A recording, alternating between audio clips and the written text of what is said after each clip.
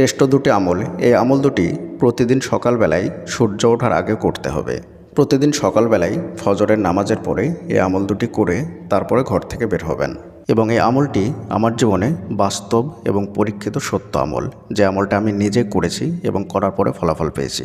আলহামদুলিল্লাহ, এই আমলটা করার পরে আমার সব ধরনের দোয়া কবুল হয়। কোনোটা একটু আগে কবুল হয়, কোনোটা একটু পরে কবুল হয়। আর এই আমলটি আল্লাহ তাআলা কোরআনের মধ্যে উল্লেখ করেছেন আমলের জগতে সর্বশ্রেষ্ঠ আমল। যাদের দোয়া কবুল হচ্ছে না তারা এই আমল দুটি করে দেখুন, ইনশাআল্লাহ 100% আপনার দোয়া কবুল হবে। শুধু দোয়াই কবুল হবে না, আপনার জীবনে যত ধরনের সমস্যা আছে সমস্ত সমস্যা ইনশাআল্লাহ দূর হয়ে যাবে। আজকের এই ভিডিওটি অনেক গুরুত্বপূর্ণ ভিডিওটি শেষ পর্যন্ত স্কিপ না করে শুনবেন।